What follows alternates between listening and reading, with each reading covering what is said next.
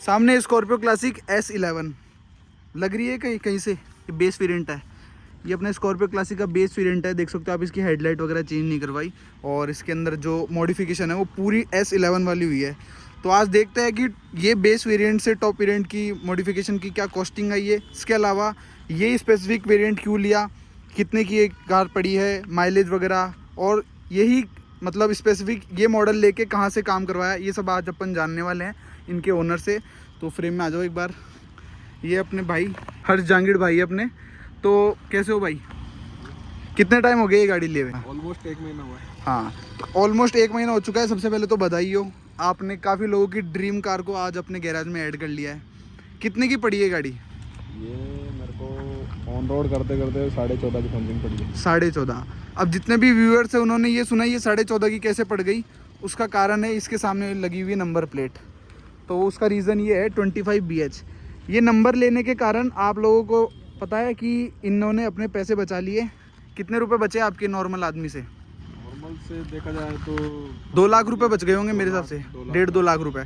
क्योंकि नॉर्मल आदमी अगर खरीदता है ना तो उसको ये गाड़ी अराउंड 16 लाख या 16.5 की पड़ती है, डिपेंडिंग अपॉन कि वो रहते कहाँ पर है। बट इन्हें ये गाड़ी पड़ी है 14,50,000 की। उसका कारण ही BH नंबर है। अब वो हर 2 साल में इनको टैक्स भरना पड़ेगा।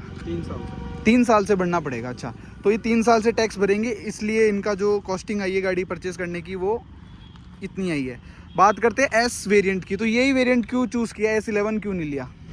सर S11 में कोई डिफरेंस तो था नहीं, इंजन सेम था, गियर सेम था, चेसिस सेम था बस। तो यही कारण होता है, लोग बाग S इसलिए लेते हैं। या तो देखो मेजर 3 कारण रहते हैं इसके। पहला, या तो वेटिंग होती है कि जो खड़ा रहता है मॉडल वो लेना पड़ता है। दूसरा ये कि बजट हर किसी का होता नहीं है। और तीसरा ये कि जो 20 लाख रुपए वो लेते हैं वो वर्थ नहीं रहते बिल्कुल भी। 22, हाँ 21-22 वो तो डिपेंड करता है कि किसी ने ब्लैक में ली होगी तो उसको तो 23-24 की भी पड़ती है लेने वालों को, इसलिए तो ये वर्थ रहती नहीं है। बाकी इन्होंने लिया है S वेरिएंट जो कि वैल्यू फॉर मनी है मेरे हिसाब से। 14.5 लाख रुपए में इतनी बड़ी गाड़ी अगर आपको मार्केट में मिल जाए तो कोई क्यों ही नहीं लेगा। तो बात करते हैं इसकी कॉस्टिंग की कि मॉडिफिकेशन वगैरह करके कितने की बैठ गई है। अगर अपन नॉर्मली S11 बनवाते हैं इसको तो ये 1.80 के समथिंग कन्वर्ट हो जाती है। तो मतलब 2 लाख रुपए मोटा मोटा आपने लगा दिए इस पे? 2.5 लगा दिए। अच्छा, 2.5 लाख रुपए लगा दिए। कुछ चीज़ें ज़्यादा ऐड ऑन करवा ली।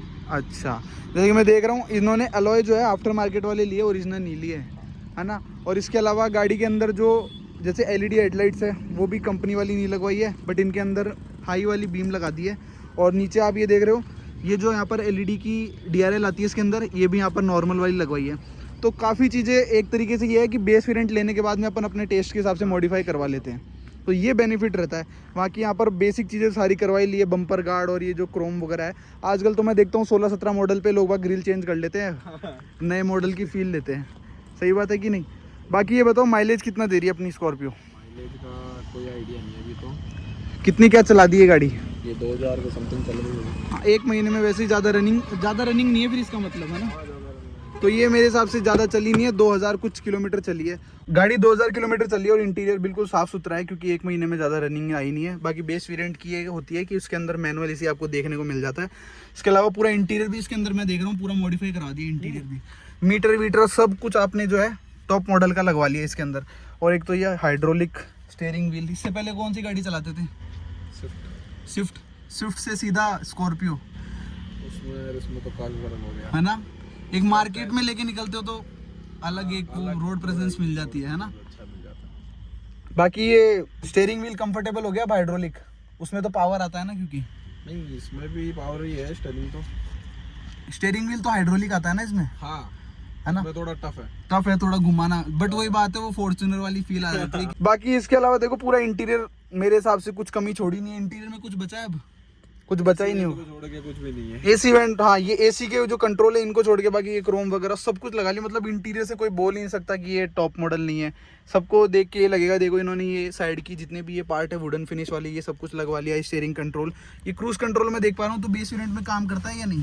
बेस वेरिएंट में काम नहीं करता। ये इसकी ये है कि लग तो जाता है क्रूज कंट्रोल, बस स्कॉर्पियो के अंदर ये रहता है सीन कि बेस वेरिएंट के अंदर ये काम नहीं करता। बाकी देखो फ्रंट से मैंने पूरी मॉडिफिकेशन दिखा दी, इंटीरियर दिखा दिया, ये डोर पैनल्स भी चेंज वगैरह कराया सब कुछ, है ना। तो मतलब 2 लाख रुपए में गाड़ी ऑलमोस्ट टॉप मॉडल बन चुकी है ऑलमोस्ट। और 180 में बन जाती, कुछ चीज़ें ऐड ऑन ज़्यादा हो गई ना। ये नॉर्मल नहीं लगवाया, इसका अलग कॉस्टिंग आई होगी मेरे हिसाब से। ये इसको क्या बोलते हैं वैसे अपन? वैसे गाटर बोलते हैं इसको। अच्छा, अपने देसी भाषा में इसको गाटर बोलते हैं। बढ़िया, इससे मेरे हिसाब से नॉर्मल से बढ़िया है ये, रिलायबल ज़्यादा बढ़िया है ना, क्योंकि अगर वैसे कोई लगवाते हैं तो उसके अंदर 5500 के समथिंग का पड़ता है, ये मेरे 7000 8000 के समथिंग पड़ा है। ये टफ है, टफ ज़्यादा है उससे। बाकी इन्होंने पूरी मॉडिफिकेशन करवाई है, जिसके अंदर देखो वाइपर भी आता है, क्योंकि काफ़ी लोग वाइपर वगैरह भी नहीं लगवाते, लेकिन उन्होंने पूरा करवाया है वाइपर। और ऊपर से देखो ये है ना, ये भी इन्होंने लगवाया है अपना, जो यहाँ पर पानी फेंकने वाला होता है, मैं भूल रहा हूँ क्या बोलते हैं इसको। तो पूरी कन्वर्ट करवा ली है, कुछ रहा ही नहीं है इसके अंदर, बेस वेरिएंट लेके, मतलब बच्चा ही नहीं है पूरी। ये चीज़ मैं देखता हूँ काफ़ी लोग नहीं करवाते, जो ये अपना यहाँ पर ये एमओ की बैजिंग आती है ना, इसके साइड में ये जो ग्रे कलर दिख रहा है, ये काफ़ी लोग नहीं करवाते। हाँ, ये सिल्वर टाइप काफ़ी लोग नहीं करवाते, लेकिन उन्होंने ये भी करवाया है। तो ये बढ़िया चीज़ है कि यार पूरी गाड़ी टॉप मॉडल बन गई है। कितने रुपए में? 16.5 लाख रुपए में। और जो बच्चा कुछ अमाउंट है वो टुकड़ों में देना पड़ेगा।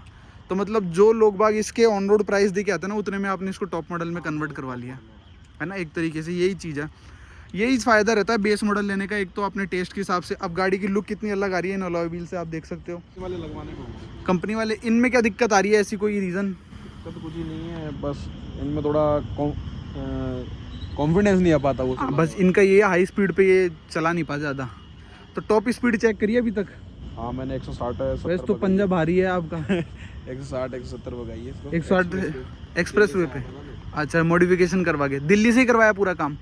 कैसा? बॉडी पैंट को छोड़ के, रूफेल छोड़ के, और ये रेन वाइजर इनको छोड़ के, बाकी सब तो दिल्ली से करवाया। अच्छा, तो दिल्ली में कैसा रहा एक्सपीरियंस? मतलब लोग बाग, मतलब वो ठीक ट्रीट करते हैं एक तरीके से? ठीक है, वो कोई मिलने वाला था, उसके रेफरेंस से गए थे, तो उस हिसाब से तो वो काम सही हो गया मतलब एक तरीके से। यही बात है भाई। देखो, अगर आपको ये चाहते हो ना कि आपको गाड़ी भी हाथ में आ जाए और पैसे भी ज़्यादा नहीं लगे, तो एस मॉडल उठाओ, उसको अपने टेस्ट के हिसाब से मॉडिफाई करो।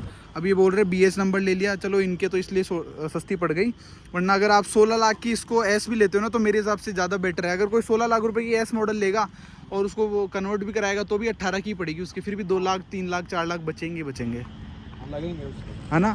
तो इसमें कलर ऑप्शन तो तीनों रहते हैं या सिर्फ 2 ही रहते हैं? नहीं, कलर ऑप्शन है।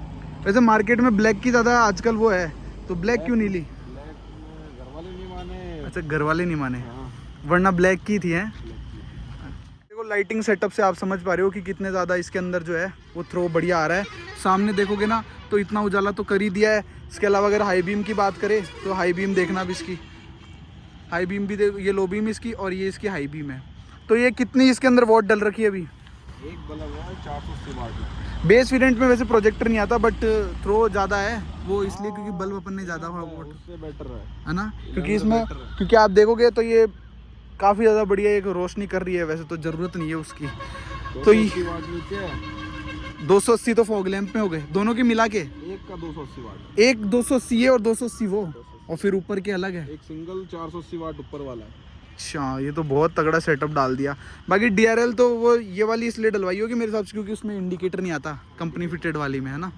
इससे प्राइस में कोई फर्क नहीं था, वो तो एक एड ऑन के लिए कुछ और भी। इसमें नॉर्मल जो कंपनी फिटेड आती है उसके अंदर यहाँ पर इंडिकेटर नहीं जल सकता, मतलब इसमें इंडिकेटर जल जाता है। जैसे अगर अपन इंडिकेटर जलाते हैं ना, तो इंडिकेटर जल जाता है, बस ये फायदा रहता है। बाकी देखो करोल बाग से ही काम करवाया है, तो कितने नंबर दोगे 10 में से? फिटिंग सब के अपन 9 8 मतलब बढ़िया है। और जैसे ये काम कराया हुए कितना टाइम हो गया आईडिया से? ये गाड़ी लेने के 4-5 दिन बाद में लेके आया था। 4-5 दिन बाद ही करा दिया था काम, तो एक तरीके से मतलब उधर से सीधा शोरूम से सीधा उधर ही गए, घर पे भी नहीं लगे। मतलब मेरे हिसाब से 15-20 दिन हो गए होंगे। हाँ, तो 15-20 दिन आपने ये काम करवा के गाड़ी चला ली, तो क्या मतलब जो प्रोडक्ट्स वगैरह इसमें डले हैं, कोई दिक्कत आ रही है? कोई दिक्कत नहीं, कोई दिक्कत नहीं आ रही। तो अगर आप चाहते हो कि करोल बाग से काम कराओ और रिलायबल चीज़ रखो, तो देखो करवा सकते हो, क्योंकि लोग बाग करवाते हैं और पॉजिटिव रेस्पॉन्स है एक तरीके से। और मेरे हिसाब से ये गाड़ी वैसे भी रिलायबल गाड़ियाँ रहती है, तो इनके अंदर वैसे कोई दिक्कत आती नहीं है। तो ये था स्कॉर्पियो क्लासिक का ओनरशिप रिव्यू। यहाँ तक बनाने के लिए थैंक यू।